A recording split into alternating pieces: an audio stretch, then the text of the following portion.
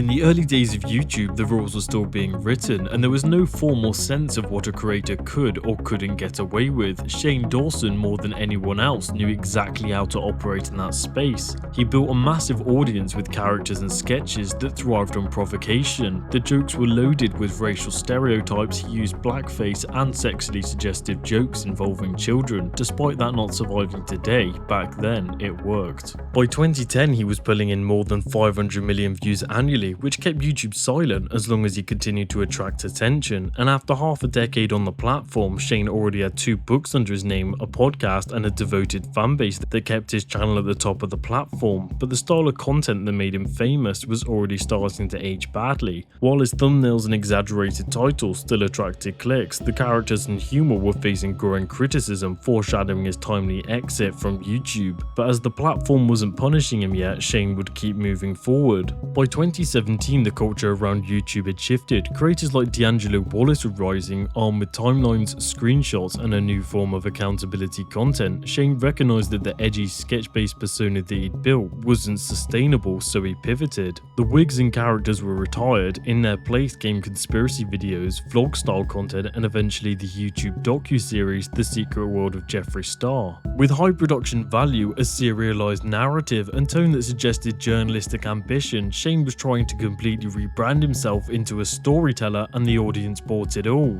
Hold on one second. I forgot how big the door was.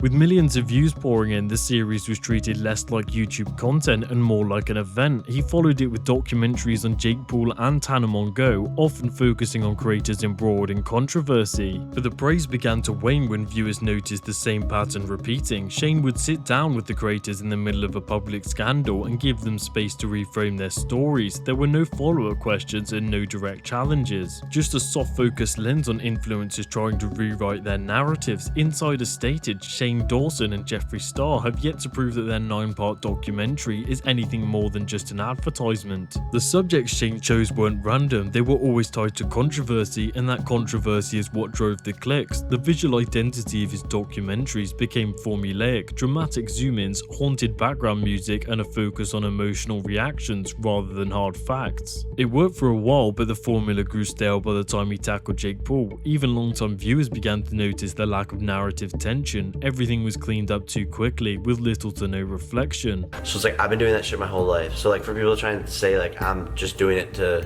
manipulate and trying to make money off of kids, like, shut the fuck up.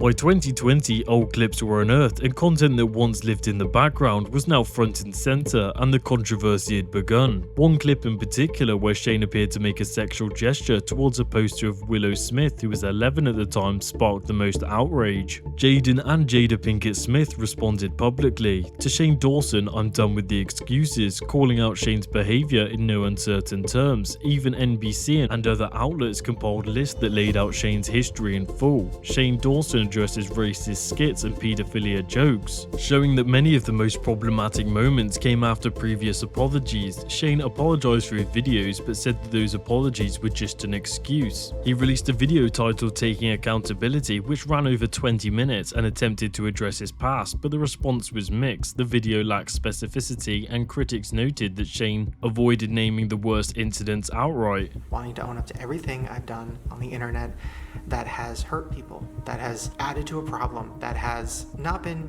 handled well. Like, I should have been punished for things. I feel like this moment right now is very necessary. The fallout was swift. YouTube demonetized all of his channels, and Morph is no longer selling the Shane Dawson and Jeffree Star conspiracy collection, as well as Target removing Shane Dawson's books from their shelves. Commentary channels alike began archiving every controversial moment in his career, assembling a more complete picture than Shane ever had. Even fans who once defended him started withdrawing support. He literally said he'd be fine being cancelled and never coming back, so I don't know why he's complaining. It shows he literally only cares about himself. Pathetic. Let me get my tiny ant-sized violin to play for him in one of his $1 million mansions. He just can't accept that his career is actually suffering from his actions. But it wasn't just backlash, it was a complete re-evaluation of Shane's presence on the platform, particularly among viewers who had once believed that his apologies and reinventions were genuine. Shane Dawson stayed offline for over a year. When he finally returned, it was with the haunting of Shane Shane Dawson, a horror-themed vlog that leaned heavily on familiar tropes.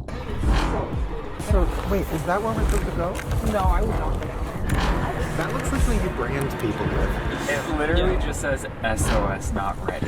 Moody lighting, ominous music, and a haunted house setup. It was technically polished but tonally awkward and felt like he was completely disconnected from reality. Shane was still relying on the same format and editing style without addressing any of the core criticisms. His content looked like it always had, it just felt out of place on a newer version of YouTube. Subsequent uploads showed declining performance. Collaborations with Jeffree Star, once surefire viral moments, barely made a dent compared to what they once were. The algorithm stopped prioritizing his videos, and while his uploads were still getting views, the cultural presence was gone. Nobody was talking about Shane Dawson anymore. There was no sense of evolution. Each upload felt like a time capsule from 5 years earlier, and as YouTube matured, so did its audience. Shane's return felt like a relic of an older era trying to reassert itself in a space that had already moved on. By late 2023, Shane's channel had shifted again. His videos centered on daily life, trying snacks, giving house tours, and preparing for fatherhood with Ryland. His view counts remained steady in the hundreds of thousands, but the engagement wasn't the same. One of the few spikes came when they announced they were expecting twins. Right away.